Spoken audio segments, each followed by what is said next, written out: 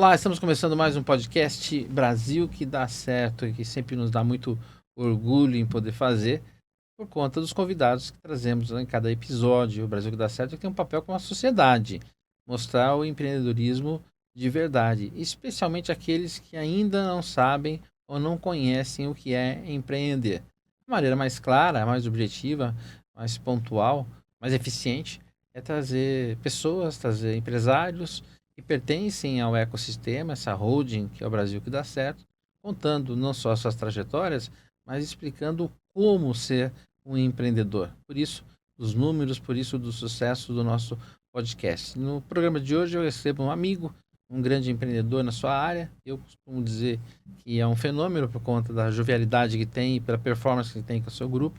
Que é o Gustavo Scherrar, da Join Benefícios. Gustavo, prazer recebê-lo. Ô, meu irmão, muito obrigado. Obrigado pelo convite, é uma honra. Gustavo, vou começar aqui pelo óbvio da sua trajetória. Nós já nos conhecemos há algum tempo, mas a velocidade não é exagero. A velocidade e a performance do teu trabalho é incrível. Então me conta um pouquinho da sua trajetória. Eu digo que eu nasci atrás do balcão.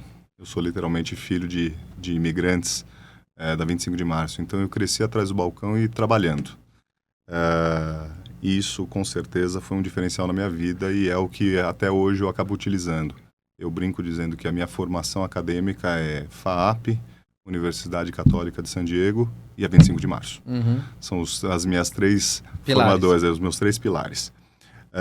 Onde lá na 25 de março, claro, de uma maneira muito informal e até de brincadeira, né, por conta da idade, eu acabei aprendendo desde muito cedo algumas coisas muito importantes. Então, a questão do respeito ao seu cliente, ao freguês, né? Nós árabes temos o freguês, e a entrega. Você se comprometeu a entregar determinado assunto, você entregue. Isso vai te dar longevidade no seu negócio. E isso é o que eu trago até hoje, né? De uma maneira diferente, com um pouco mais de estrutura e anos de bagagem.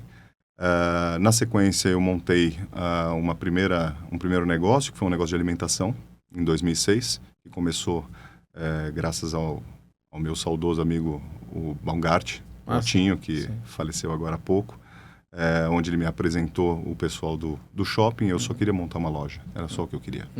E dessa loja acabou surgindo a Docela, e da Docela acabou surgindo o grupo NSRA, que acabou tendo 3 marcas de alimentação, a indústria, tínhamos em torno de 180 lojas, as franquias, etc. Em 2019, eu acabo vendendo esse negócio para um grupo estrangeiro e, de repente, me vi aí com 37, 38 anos aposentado. O que não dava. Verdade. Primeiro, pela idade, e segundo, porque realmente não consigo ficar em casa. E aí acabei começando a entender em qual mercado que eu iria adentrar. Eu tinha uma questão de no compete na área de alimentação, então comecei a olhar para o mercado. E um mercado que sempre para a gente na indústria, era muito importante era a questão de benefícios. Onde eu acabava recebendo uma série de fornecedores e cada fornecedor me trazia uma solução individualizada e acabava me trazendo uma solução que me atendia em certa parte, mas me deixava um gargalo em outros benefícios. Então, a cada visita que eu recebia de um fornecedor junto da minha diretora de RH, eu ficava com uma pulga atrás da orelha. Falava, por que ele só me entrega este produto? Tudo fragmentado. Tudo fragmentado. Então, eu acabava perdendo em eficiência, em gestão e, consequentemente, em preço. Foi assim que surgiu a ideia da Join. Então, em 2020, eu comecei a... Por que Join? Join de juntos, né, em inglês, e de joy, de alegria. Então, na verdade, foi uma junção. Foi, acho que, a primeira vez que a minha faculdade de publicidade ela se fez presente. Funcionou, exatamente. Até então, só a faculdade de administração tinha funcionado bem. E aí a ideia da Join nasceu assim. Então, de juntar todos os benefícios e todos os seguros que as empresas necessitavam em uma única plataforma, em uma única gestão. Tá? E num bloco único. Então, com uma gestão única. Entendi. Então, eu trago uma eficiência muito maior do ponto de vista de administração e de gestão. E, consequentemente, quando eu vou comprar dentro da seguradora, eu vou defender o caso dentro de uma seguradora, eu consigo defender com um potencial muito maior. Entendo. Né? Você otimiza tempo, otimiza custo Sim. e performa mais. Exatamente. Você tem concorrentes nesse modelo no Brasil? Que para mim, eu te confesso, eu não conhecia. Então, eu acho que o fato da experiência de eu, antes de ter a Join, eu ter sentado do outro lado da mesa, de quem compra e não de quem vendia, me trouxe uma expertise, me trouxe uma facilidade de compreensão do que era necessário. Então, existiam produtos, algumas empresas acabam fazendo isso, mas não com a eficiência e não com a...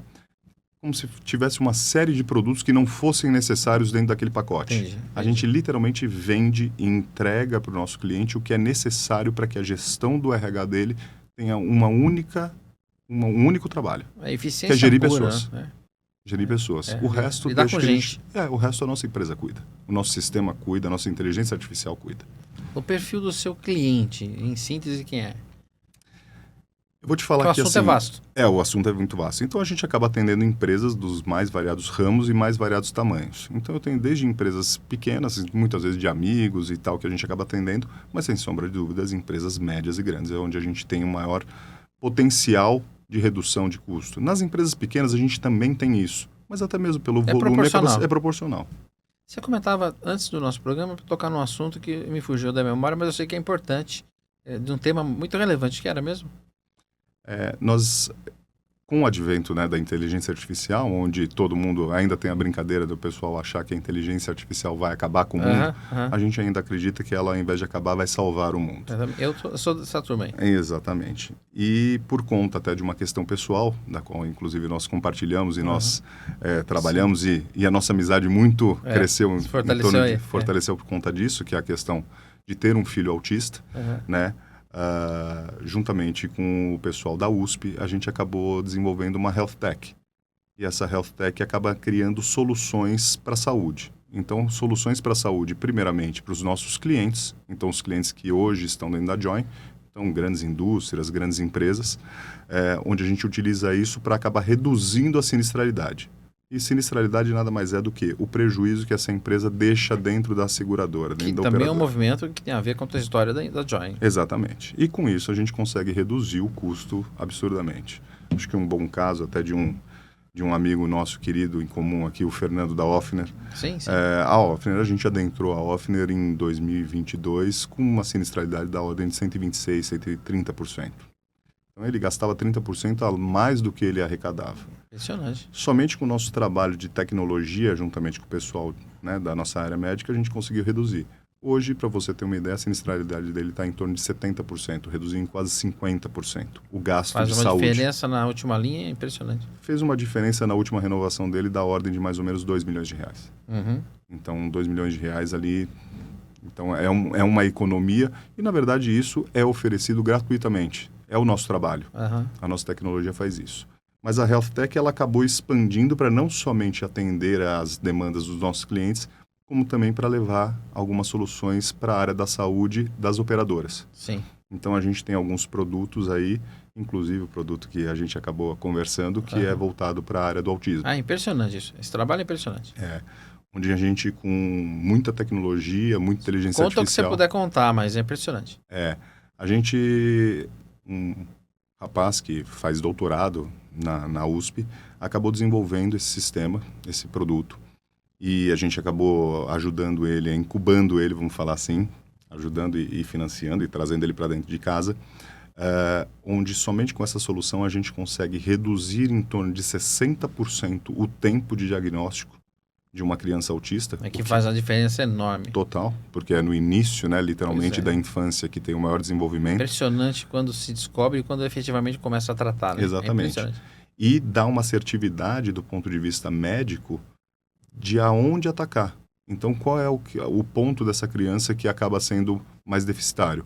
É a questão social? É a questão de aprendizado? Então, somente a inteligência artificial que muitas vezes os olhos humanos não conseguem... Mapeamento com precisão. Mapear isso. E aí a gente consegue mapear. Então, reduz em 60% o tempo de diagnóstico e do ponto de vista de custo, o que também acaba onerando muito as prefeituras e até mesmo as grandes corporações. Hoje é o maior custo operacional de qualquer seguradora e qualquer operadora de saúde. É o autismo. Não fazia ideia.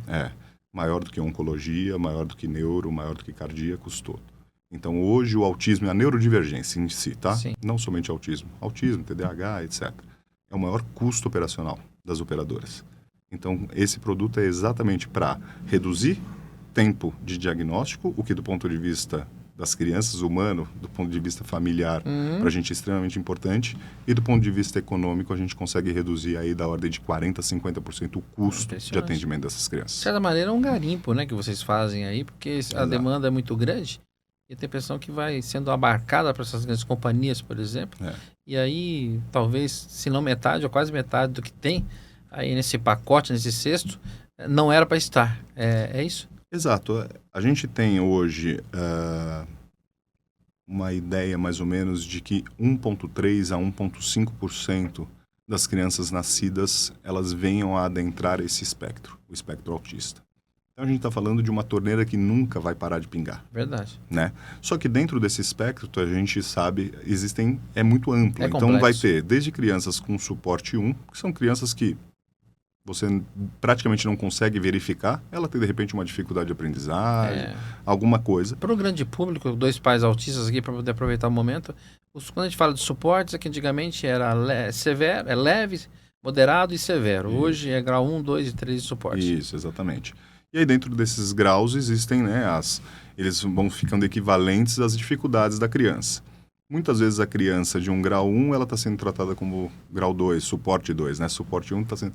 E acaba não desenvolvendo. Por quê? Porque ela não a entende, né? Então, assim como uma criança que, se ela tem 6 anos de idade, não adianta você ensinar ela uma coisa que ela vai aprender com 9 anos em outra série, em outra graduação na escola. É a mesma coisa. Sem contar os pais, né? Que os pais querem que ela seja a mais evoluída possível. Exato. E acaba até mistificando um pouco isso, sendo que sendo tratada corretamente, na sua cronologia, faz uma diferença enorme.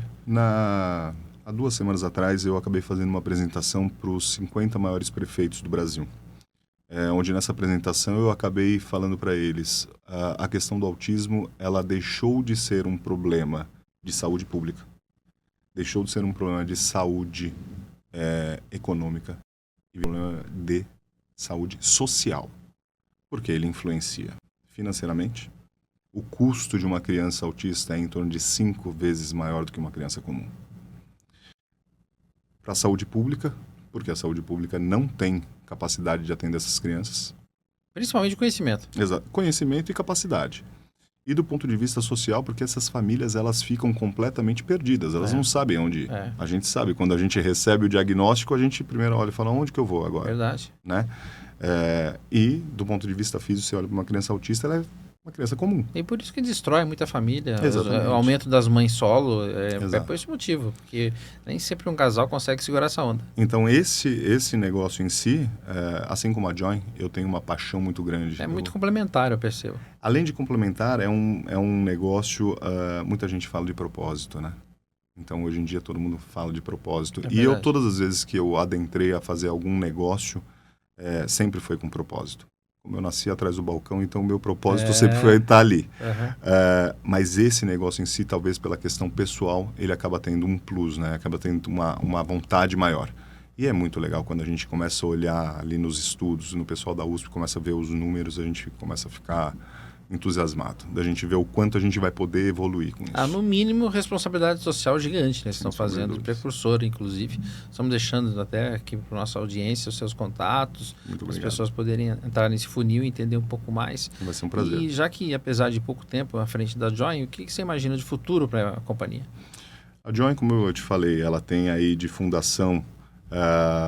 ali na ideia dela, no brainstorm inicial dela, até hoje a Join tem aí 3 anos e meio, 4, né?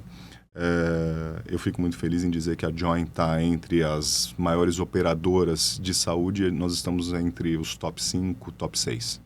Então, num espaço de tempo de 3 anos e meio. Entendendo o mercado robusto que é, concorrencial que é, e com as empresas que estão há mais de décadas, isso se coloca num cenário muito importante. É muito interessante da gente, quando eu acabo frequentando as premiações, agora melhorou um pouquinho, porque depois de algum tempo, mas o pessoal acabava olhando e falando assim, quem é esse cara?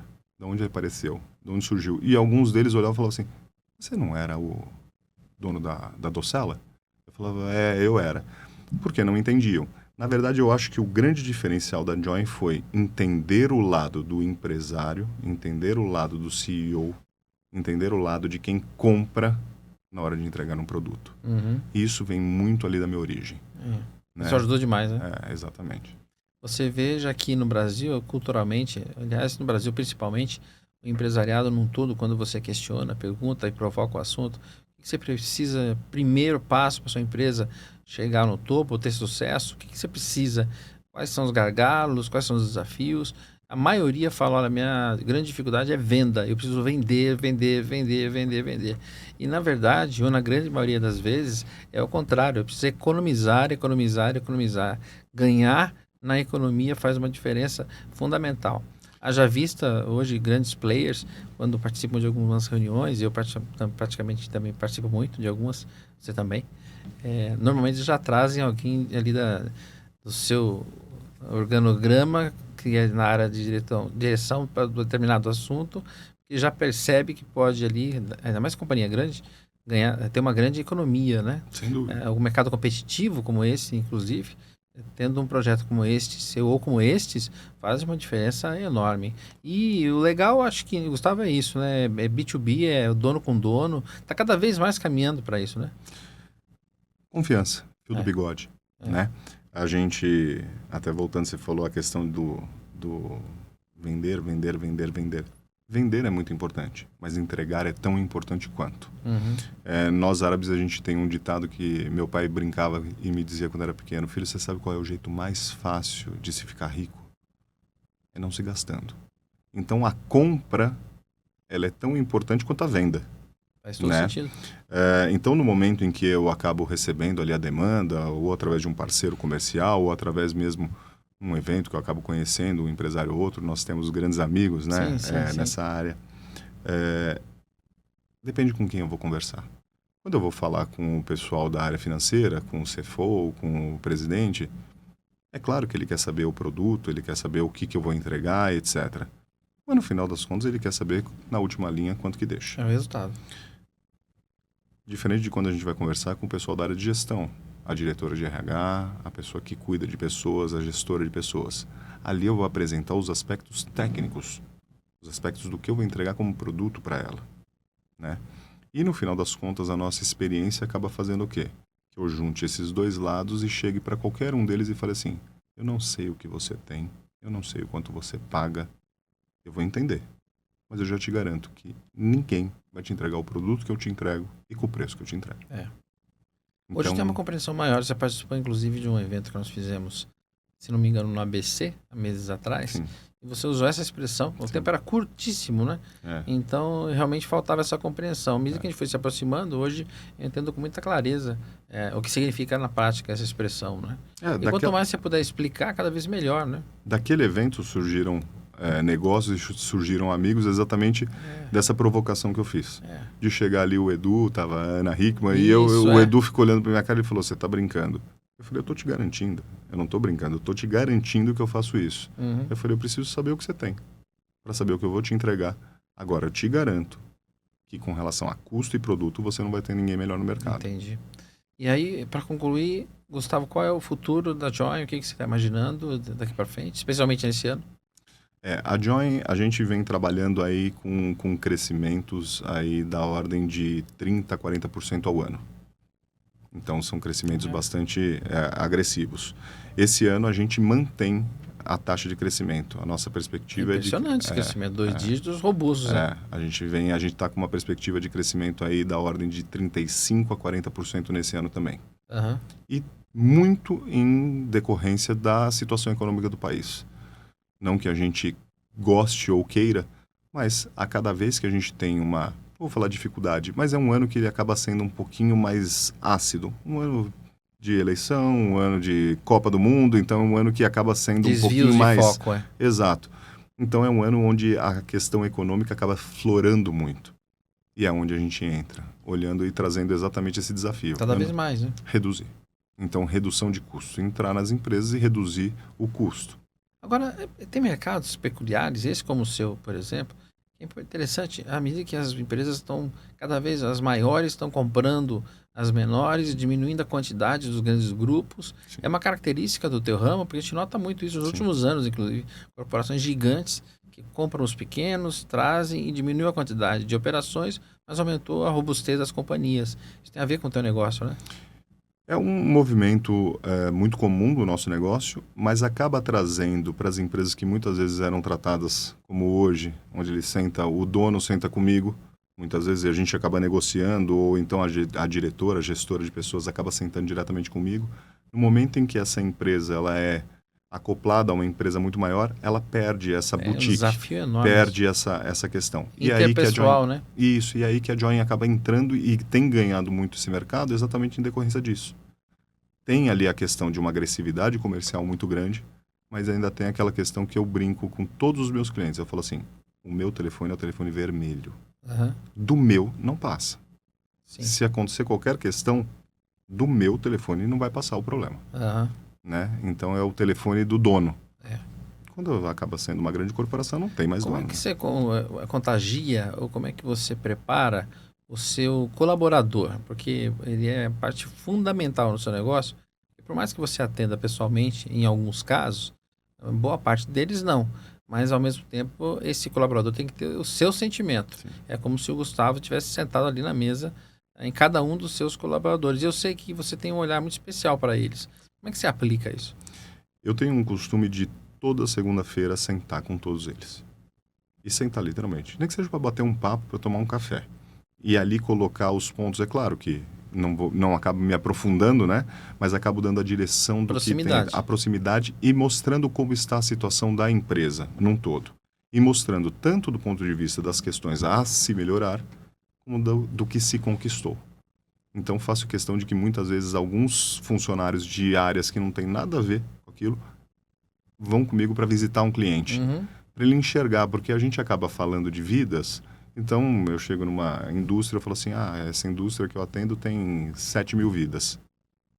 São 7.000 pessoas, são 7.000 famílias, são 7.000 para dar esse aspecto, para a pessoa entender. Então, muitas vezes, semana passada a gente teve um caso emblemático que um pai de uma criança em Recife estava com a filha na UTI e precisava de uma autorização que não saía autorização. No momento em que a gente conseguiu a liberação rápida da cirurgia da menina e que a menina acabou saindo do hospital e o pai ligou, feliz, chorando pra gente, além de prometer um belo bolo de rolo lá de Recife, para aquilo, a empresa então teve gente até que chorou, porque ela acabou presenciando... humanizar tudo, exatamente. Né? Acabou presenciando o resultado do trabalho dela numa ligação. E eu fiz questão de mostrar em viva voz para todos eles. Isso é emocionante. Olha, a nossa conversa ela nos remete tranquilamente e necessariamente para um segundo encontro. Com certeza. Até porque tem desdobramentos aí, ou alguns deles eu tenho acompanhado de perto, né, pela relação que nós temos. Mas eu estou muito otimista pelo que você está fazendo. Parabéns para você, para sua equipe em especial. Ninguém faz nada direito sozinho, né? Mas eu, conhecendo um pouco do segmento específico que nos liga um pouco mais, eu tenho a impressão que você vai fazer uma coisa disruptiva no mercado aí. Motivo pelo qual você participar mais uma vez do nosso podcast. Vai ser um prazer. Estou sempre à disposição. Você sabe que, além da nossa questão aí comercial e empresarial, nós somos grandes amigos e temos aí o caso dos nossos anjos azuis, né? Somos privilegiados. Exatamente. Né? É engraçado a maneira que a gente se encontrou, fomos num evento, começamos a conversar, não sabia nada do outro, daqui a pouco em 5 minutos se conectamos através desse assunto, né? Exato. Então, nada é por acaso, né, Gustavo? Exato. Obrigado por ter vindo Obrigado, ao nosso querido. podcast. Conte sempre comigo. E termina aqui mais um bate-papo, uma conversa, nosso podcast Brasil que dá certo. Não deixe aí de se inscrever no nosso canal, clique, que é muito importante porque esses conteúdos são preciosos, todos, sem exceção. A gente se encontra no próximo Brasil que dá certo.